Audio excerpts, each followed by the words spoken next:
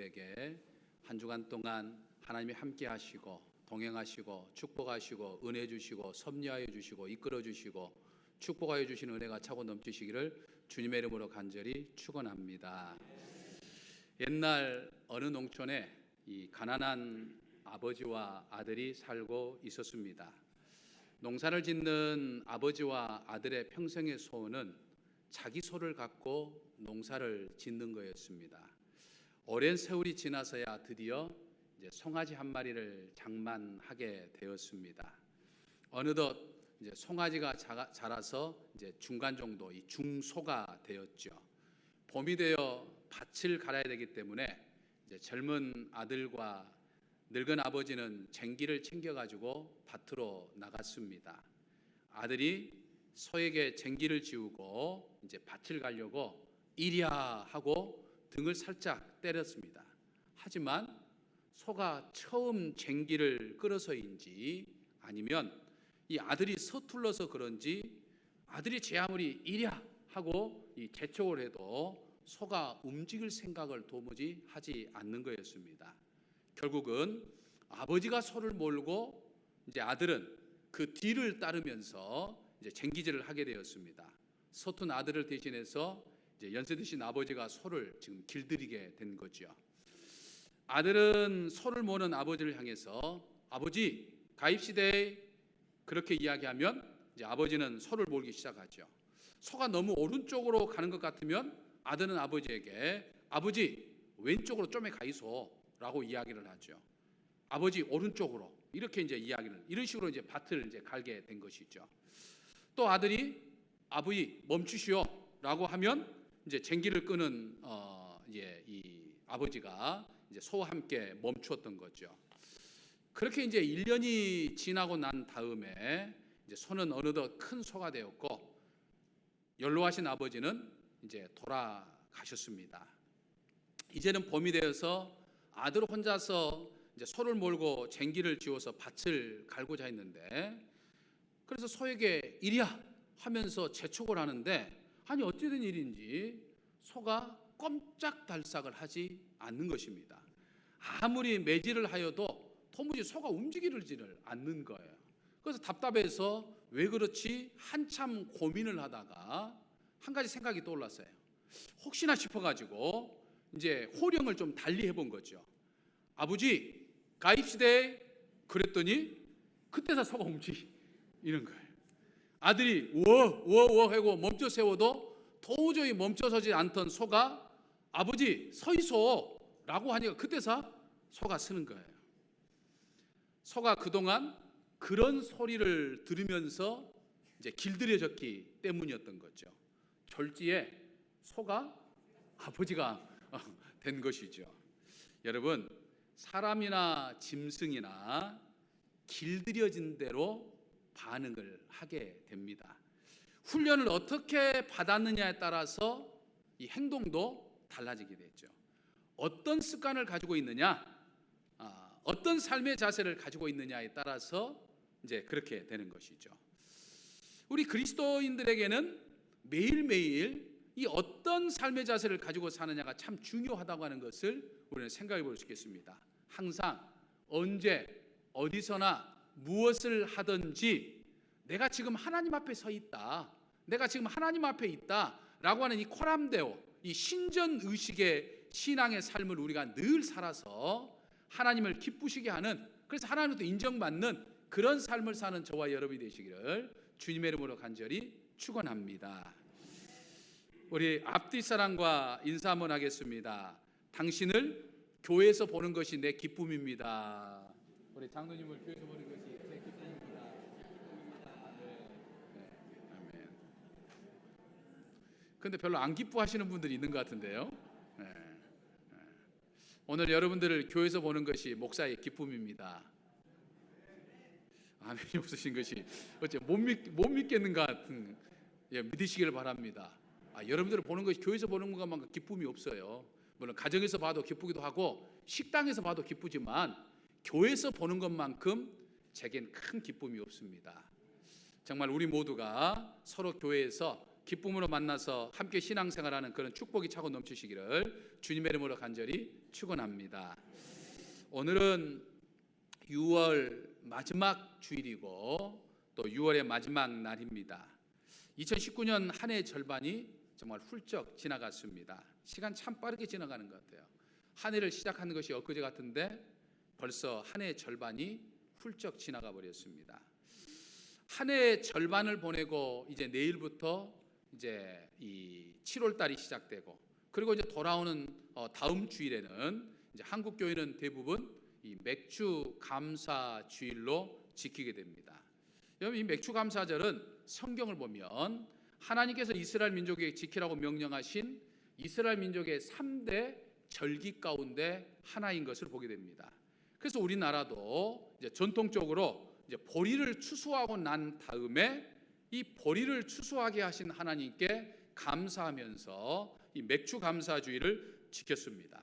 하지만 이 맥주 감사주일은 단순하게 보리를 수확하게 하신 것에만 감사해서 드리는 절기는 아니다라고 하는 거죠. 농사뿐만 아니라 지금까지 우리와 함께 하셨던 하나님, 그러니까 지난 6개월 동안 내 삶의 자리에서 오늘 이 자리까지 있게 하셨던 그 하나님의 은혜를 기억해 보면서 감사를 드리는 것이 바로 이 맥주 감사주일의 진정한 의미다라고 하는 것이죠. 그래서 한국 교회를 비롯해서 세계 모든 교회가 똑같이 이 맥주 감사주일을 지키고 있는데 면면을 들여다보면 이 감사주일을 지키는 사람들의 마음가짐에 이 차이가 있다라고 하는 것을 우리는 생각해 볼 수 있습니다. 하나님의 은혜에 진정으로 감사한 마음을 가지고 지난 6개월 동안 나에게 베풀어진 그 은혜를 하나하나 생각하고 기억하면서 그 모든 것에 감사하는 마음을 가지고 이 감사주일을 지키는 성도가 있는가 하면 어떤 성도는 별다른 감사의 마음을 갖지 못하고 그저 매년 교회에서 드리는 마치 연례 행사처럼 드리는 그런 어떤 절기 일환으로 그저 별다른 감흥도 없이 그냥 감사주일을 지키는 그런 성도들도 있는 것을 보게 됩니다. 하지만 오늘 이 자리에 모여서 하나님 앞에 예배드리는 우리 모두는 이제 다음 주 맥주 감사주일을 앞두고 정말 지난 6개월 동안 하나님이 나에게 베풀으셨던 은혜가 무엇이냐, 내가 지난 6개월 돌아오며 힘들고 어려운 일들이 있었지만 오늘 이 자리까지 있게 됐던 것은 하나님의 도우심과 하나님의 이끄심 때문이었다고 하는 사실을 우리는 기억해 보면서 하나하나 그 은혜를 기억하면서 이 감사하는 마음을 가지고서 이 맥주 감사주일을 준비할 수 있어야 된다라고 하는 사실이죠. 어떤 사람이 정말 하나님께 감사한 마음을 가지고서 살아갈 수 있을까요? 어떤 사람이 하나님께 감사하는 마음을 가지고 맥주 감사주일을 준비할 수 있을까요? 저는 오늘 본문 말씀을 보면서 하나의 중요한 어떤 사람이 정말 하나님 앞에 감사할 수 있는가라고 하는 것을 한번 생각해 보기를 원합니다. 오늘 본문에 등장하는 사람들을 보면 이 기회를 잘 활용하는 사람이 감사할 수 있다라고 하는 사실을 깨달아 볼 수 있죠. 여러분, 오늘 본문 말씀 제가 여러분들에게 일일이 설명하지 않아도 너무나도 잘 아는 이 달란트 비유죠. 주인이 외국에 나가면서 종들에게 각각 5달란트, 2달란트, 1달란트를 맡겼습니다. 주인이 달란트를 맡겼다고 하는 것은 그 종들에게 기회를 주었다라고 하는 것을 의미합니다. 근데 두 사람은 주인이 주었던 이 기회를 잘 활용한 반면에 한 사람은 그 기회를 대수롭지 않는 것으로 여겨서 땅에 묻어버리고 소비했던 것을 보게 됩니다. 여러분, 이 달란트 비유를 보면 이 달란트의 비유처럼 하나님은요 오늘 내게도 달란트를 주셨다라고 하는 사실을 우리는 깨달아 볼 수 있는 거죠. 하나님이 내게도 기회를 주셨다라고 하는 거죠. 내게 능력도 주시고 달란트도 주시고 재능도 주시고 내게 여러 가지 기회를 주셨습니다. 그렇기 때문에 우리는 내게 주신 이 달란트와 내게 주신 이 기회를 잘 활용했는지 생각해 봐야 된다는 거죠. 왜냐하면 그 기회를 잘 활용한 사람은 하나님 앞에 감사할 수 있는 조건들이 이제 생각이 될 거예요. 근데 그 기회를 잘 활용하지 못한 사람들은 여러 가지 어떤 변명하며 주변 여건이나 환경에 대해서 타다는 그런 모습을 갖게 될 것입니다. 어떤 달란트, 어떤 기회를 하나님 우리에게 주셨을까요? 어떤 재능을 우리에게 주셨을까요? 먼저 하나님은요 자신의 일이 되었든지 아니면 내가 교회에서 맡는 직분에 관한 일이 되었든지 지난 6개월 동안 나에게 이 일이라고 하는 기회, 일이라고 하는 달란트를 나에게 주셨다라고 하는 사실이죠. 이것이 하나님께서 저와 여러분 그리고 각자에게 맡겨주신 달란트요, 주신 기회이죠. 그래서 이 기회를 붙잡고 열심히 일하는 사람은 더 큰 기회를 얻게 되지만, 맡겨진 일에 대해서 별로 대수롭게 생각하지 않고 묻어두고 헛되이 보낸 사람은 그 받은 기회까지, 한 달란트를 빼앗긴 것처럼 그 받은 기회까지 빼앗기게 된다라고 하는 사실이죠. 어느 교회든지 우리가 교인들의 면면을 보면요, 교회 일을 열심히 하는 사람이 있고 또는 그냥 별 대수롭지 않게 보내는 사람들도 있는 거죠. 100명의 교인이 있다고 한다면 한 20명의 사람들은 이 일도 하고 저 일도 하고 이 사역도 하고 저 사역도 하고 이 봉사도 하고 저 봉사도 하는 그런 일들을 아주 열심히 합니다. 하지만 한 50여 명의 사람들은 그냥 그럭저럭 자기에게 맡겨주면 그냥 역할에 따라 그냥 하는 것들을 보게 됩니다. 나머지 30여 명은 자신에게 맡겨진 일이 있음에도 불구하고 그 일들을 하지 못하고 그저 믿음만 겨우겨우 유지하며 가는 것들을 보게 되는 거죠. 근데 여러분, 이 세 종류의, 이 세 부류의 사람들 중에 하나님이 누구에게 일을 맡기실 것이며 누구에게 달란트를 주실 것이며 누구에게 더 큰 축복을 주시겠어요? 그건 답은 나와 있는 거죠. 하나님이 내게 주신 일이라고 하는 이 달란트, 이 일이라고 하는 기회를 잘 활용하는 사람들은 결국에는 감사할 수 있는 조건들이 차고 넘치게 되는 거예요. 그래서 감사할 수 있는 것이죠. 하지만 교회 일에 여러 가지 사정과 여러 가지 핑계와 여러 가지 이유를 대해서 충성하지 못한 사람들은 충성하지 못했기 때문에 그에 맞는 어떤 이유들을 찾아야 되니까 이런 이야기 저런 이야기 이런 것 저런 것 그냥 불평불만하다가 시험에 들게 되는 것이고 감사의 조건을 잃어버리게 되는 거죠. 참으로 어리석은 사람이 아닐 수 없는 것이죠. 교회 일만 그렇습니까? 하나님은 나에게 직장을 통해서 나에게 또 일을 주셨어요. 하나님은 또 가정에서 나의 일터에서 각자에 맞는 일들을 주셨어요. 근데 그 일에 최선을 다하는 사람들은 감사의 조건이 생각날 수밖에 없어요. 근데 그 일에 최선하지 못한 사람들은 감사의 조건이 나타나지 않는 것이죠. 잠언서 22장 13절에 보면 이런 말씀이 있습니다. 게으른 자가 말하기를 사자가 밖에 있은즉 내가 나가면 거리에서 찢기겠다 하리라 라고 말했어요. 무슨 말입니까? 밖에 사자가 있다는 거예요. 근데 실제로는 사자가 밖에 있는 것이 아니고 내가 나가서 일하기가 싫은 거예요. 그러니까 일하기 싫다는 것을 인정하기 싫으니까 밖에 나가면 사나운 것이 있으니까 그 사나운 것 때문에 내가 피해를 받을 수 있을 거니까 나는 안 나간다는 거예요. 그러니까 핑계대면서 게으름을 피우고 있는 그런 모습을 이야기하는 거죠. 이것은 시간을 땅에 묻어놓는 것과 마찬가지입니다. 얼마든지 정말 할 수 있는 일임에도 불구하고 핑계를 대고 피기죠. 이런 핑계 저런 핑계 대면서 교회 일을 등한해야 되죠. 오늘날 얼마나 다양한 핑계가 많은지 모릅니다. 그럴듯한 핑계를 대요. 근데 여러분, 사람들은 인정합니다. 목사님, 제가 이러이러한 일이 있어서 이번에는 이러이러한 일들을 못하겠습니다. 이해가 돼요. 아이고 그렇네요 집사님, 그러겠습니다. 사람은 수긍될지 모르지만 문제는 하나님께서 내 마음의 중심을 아신다 이 말이에요. 내 마음의 중심을 아시는 하나님에게는 핑계대지 않는다. 하나님은 수긍하지 않는다라고 하는 거예요. 내가 너에게 달란트를 주고 내가 너에게 기회를 줬는데 너가 이런 핑계 저런 핑계를 대는구나 라고 하는 것을 하나님은 아신다는 거예요. 이게 무서운 겁니다. 마음만 있으면 얼마든지 할 수 있는 거죠.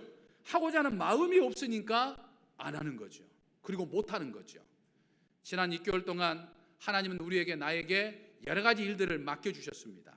이제 그 하나님은 오늘 또 나에게 또 19년 하반기 또 수많은 일들을 또 나에게 맡겨주실 겁니다. 이 맡겨준 일들은 하나님이 내게 주신 달란트요, 내게 주신 기회다라고 하는 거죠. 지난 6개월도 우리가 충성했지만 남은 6개월도 우리가 더욱더 충성함으로 인해서 하나님 앞에 감사할 조건들이 차고 넘치는 저와 여러분이 되시기를 주님의 이름으로 간절히 축원합니다. 다음으로 하나님은요, 내게 건강이라고 하는 달란트, 이 건강이라고 하는 기회를 주셨습니다. 근데 이 건강이라고 하는 기회를 잘 활용하지 못하고 엉뚱한 데 사용하거나 게을르게 관리하면 하나님은 너에게는 건강이 필요치 않는 거구나 생각하고 한 달란트를 빼앗아 가신 것처럼 우리에게 건강을 빼앗아 가십니다. 거둬 가셔요. 그렇기 때문에 우리가 정말 건강하게 오래 살려고 하면 하나님이 내게 주신 이 건강의 기회를 잘 활용하여서 하나님이 원하시는 일들을 해야 되는 거예요. 미국의 이 전문 연구기관에서 인간의 수명을 연구한 적이 있었습니다. 특별히 이제 신문지상에 자주 오르내리고 그리고 TV나 인터넷에 자주 오르내리는 이 저명 인사들이 이제 죽는 것을 보면서 이제 그 사람의 삶의 모습들을 한번 보고 그 다음에 죽는 것을 보면서 그 사람이 몇 세에 죽었는가라고 하는 이제 그런 것들을 중심으로 해가지고 누가 오래 사는가라고 조사를 해보았어요. 어떤 사람이 오래 사는가라고 하는 것을 조사해봤어요. 근데 그 조사 결과 비기독교인들보다 기독교인들의 수명이 더 길었다는 거예요. 또 같은 기독교인들, 같은 똑같이 하나님을 믿는 기독교인들인데 가톨릭 교인들보다는 우리 개신교 교인들이 더 오래 살더라는 거예요. 이건 강 목사 이야기가 아니고 실제로 미국의 전문 연구기관에서 연구해서 발표한 발표 내용입니다. 현대인들이 많이 걸리는 질병 가운데 하나가 여러분들 우울증입니다. 요즘에 우울증이 참 무서워요. 근데 이 우울증이라고 하는 것은요, 자기 속에 잠재되어 있는 이 감정의 찌꺼기를 털어내거나 쓸어버리지 못하고 마치 먼지가 쌓이는 것처럼 내 마음속에 내 생각 속에 자꾸만 감정의 쓰레기, 감정의 이 스트레스가 쌓이기 때문에 생기는 정신 현상이 우울증이거든요. 여러분, 먼지가 쌓이면 그것에 곰팡이가 피고 나쁜 세균이 기생하게 됩니다. 마찬가지로 마음속에 이 정신적인 먼지가 쌓이다 보면, 이 정신적인 스트레스가 쌓이다 보면 그것이 절망이 되고 좌절이 되고 또는 우울하고 이래서 결국에는 삶이 망가지고 건강이 망가지게 되는 거예요. 하지만 정기적으로 교회 나와서 기도하고 또 찬송하고 말씀을 통해서 은혜를 받고 또 하나님의 일을 하고 이런 과정 속에서 우리 안에 있는 이 정신적인 쓰레기, 그 먼지, 세상에 살면서 느꼈던 이 스트레스가 나도 모르게 이게 털어진 거예요. 흘려 나가게 되는 거예요. 물론 교회 나와서 스트레스 받을 때도 있어요. 그렇지 않습니까? 교회 와서도 스트레스 받을 때 있는데, 근데 우리가 찬송하고 우리가 기도하고 우리가 말씀의 은혜를 받고 우리가 헌신하다 보니까 나도 모르게 그 쌓였던 감정의 찌꺼기들이 털어져 나가게 되는 거예요. 그러니까 건강하게 되는 거죠. 하지만 하나님을 믿지 않는 사람들의 경우에는 이 쌓여있는 먼지들을 풀지를 못해요. 물론 나름대로 푼다고 뭐 술을 마시거나 또는 뭐 담배를 피거나 또 다른 어떤 인생에 즐길 수 있는 것들을 하게 되는데, 오히려 그런 것들은 사람의 신체 기관을 망가뜨리는 그런 일들밖에 되지 않는 거예요.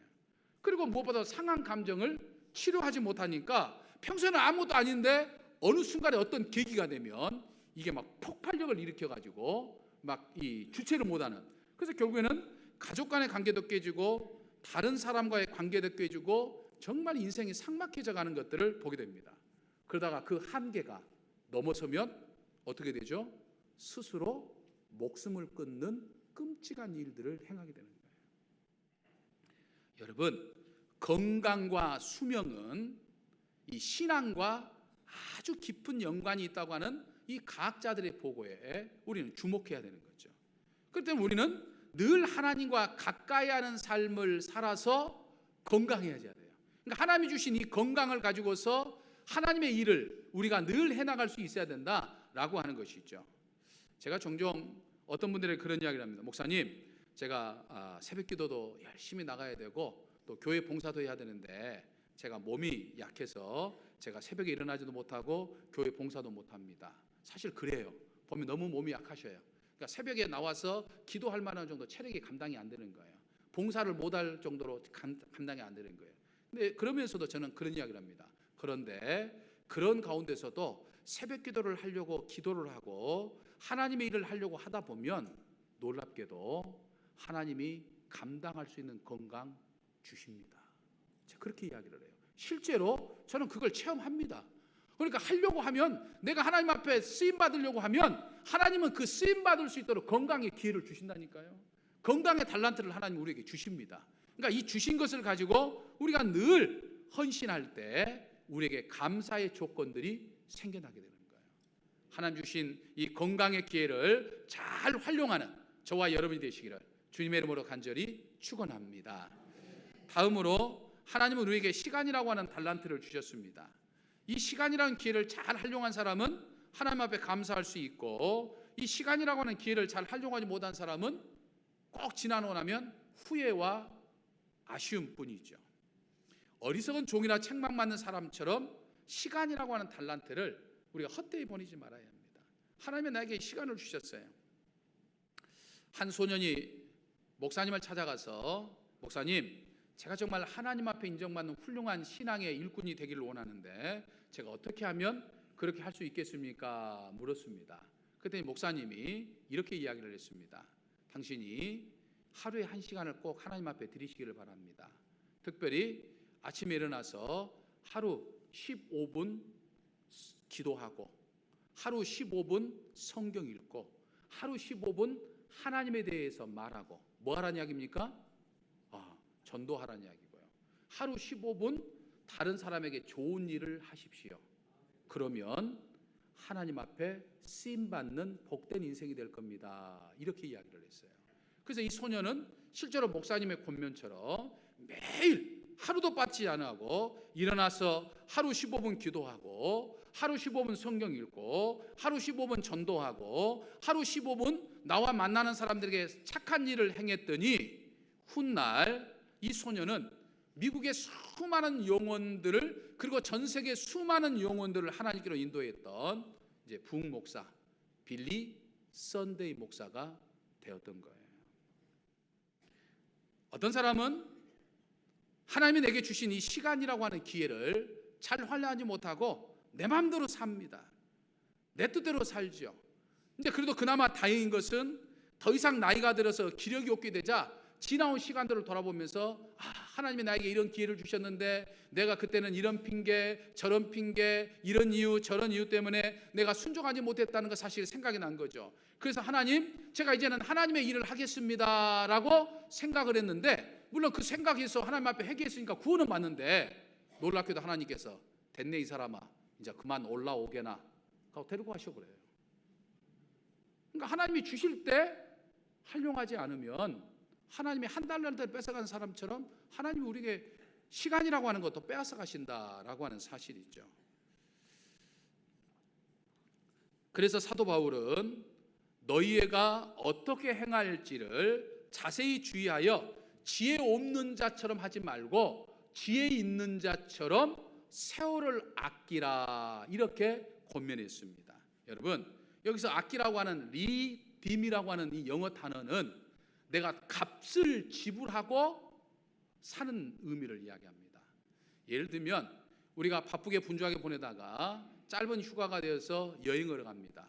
그런데 저렴하게 여행을 가려고 하면 일일이 발품 달아가지고 가는 경우가 있고, 근데 이제 주어진 시간이 짧으니까 이 짧은 시간에 많은 것을 보기 위해서 사람을 쓴다든지 또는 어떤 좋은 교통편을 한다든지 이렇게 하려고 하면 돈이 많이 들어가요. 근데 돈이 들어가는 대신에 시간을 전략해서 더 많은 것을 보고자 할 때 이제 비싼 돈을 주고 하면서도 하는 경우들을 볼 수가 있습니다. 시간을 전략하는 거죠. 시간을 사는 거죠. 이런 개념이에요. 그러니까 내가 하나님의 일을 하는 것, 이 시간이라고 하는 것은 내가 돈을 지불해서라도 해야 할 일이다라고 하는 거예요. 그러니까 여러분들이 지금 시간을 내어서 예배를 드리는 것은 그 어떤 것보다도 값비싼 대가를 지불하고 지금 이 자리에 있는 거예요. 믿으십니까? 그러니까 이렇게 시간 활용을 잘 하고 아껴야 되는 거예요. 하나님은 이제 우리에게 2019년 남은 기간도 허락하여 주셨어요. 이 남은 기간 동안 그저 내가 내 삶을 위해서만 허비하는 것이 아니고 정말 하나님을 위해서 남길 수 있는 그런 삶을 우리가 살아갈 때 우리의 삶 속에 정말 감사의 조건들이 차고 넘쳐서 한 해를 보내고 하나님 감사합니다라고 찬양할 수 있는 저와 그리고 여러분들이 되시기를 주님의 이름으로 간절히 축원합니다. 마지막으로 하나님께서는 나에게 물질이라고 하는 달란트, 이 물질이라고 하는 기회를 하나님이 나에게 주셨습니다. 여러분 성경에 의하면요, 물질은 쌓아두라고 주신 것이 아니라 사용하라고 주신 거예요. 그러니까 우리는 하나님이 내게 주신 것을 가지고 잘 사용할 수 있어야 된다라고 하는 것이죠. 그러니까 돈을 사용할 수 있는 기회를 놓치는 것도 어리석은 것과 마찬가지다라고 하는 거죠. 제가 예전에 시골에서 섬기던 교인들, 특별히 제가 이제 여신도들을 가리켜서 제가 종종 이제 우스갯소리로 이 10,000원짜리 교인들이라고 제가 그렇게 이야기를 합니다. 왜냐하면 그 교회 이 여신도 회원들이 한 60명, 70여 명 정도 되는데 이 여신도 회원들이 뭔가를 하려고 하면 십시일반 10,000원씩을 내 가지고 하는 것들을 보게 됩니다. 예를 들어서 교회 냉장고가 이제 망가져 새로 구입을 해야 된다. 근데 한 사람이 그걸 구입해서 헌물하려고 하면 사실은 부담이 되거든요. 그러니까 여신도 회원들이 10,000원씩 모으는 거예요. 그러면 한 70만 원 모아가지고 냉장고 뚝딱 사는 거예요. 뭐가 필요하면 그렇게 사는 거예요. 교육관을 새로 짓고 교육관 안에 방석을 전부 놔야 되니까 혼자 하면 부담되니까 10,000원씩 내가지고 방석 다 깔아버리는 거예요. 그러니까 모든 것들이 부담 없이 다 하는 게 된 거죠. 그러니까 이 10,000원으로 물질의 기회를 잘 활용하는 그런 모습들을 보면서 제가 우리 여신도들은 10,000원짜리 드립니다. 그렇게 이제 우스갯소리를 했던 거죠. 여러분, 작은 물질이든지 많은 물질이든지 내가 정말 써야 할 때를 놓치지 않는 것이 지혜로운 것이고 복된 것입니다. 하나님 앞에 감사할 수 있는 조건이 되는 거예요. 하나님, 제가 하나님이 주신 물질을 가지고 이렇게 사용할 수 있도록 해주시니 감사합니다. 감사의 조건이 되는 것들을 보게 되는 거예요. 물질의 달란트를 잘 활용한 사람에게는 하나님께 더 많은 물질의 달란트를 5달란트와 2달란트 사람에게 더 많은 것을 맡겨줬던 것처럼 더 많은 것들을 맡겨줄 것이고 감사의 조건들이 넘치게 하여 주실 것이다 라고 하는 것을 이 달란트 비유는 우리에게 말씀해 주고 있는 거죠.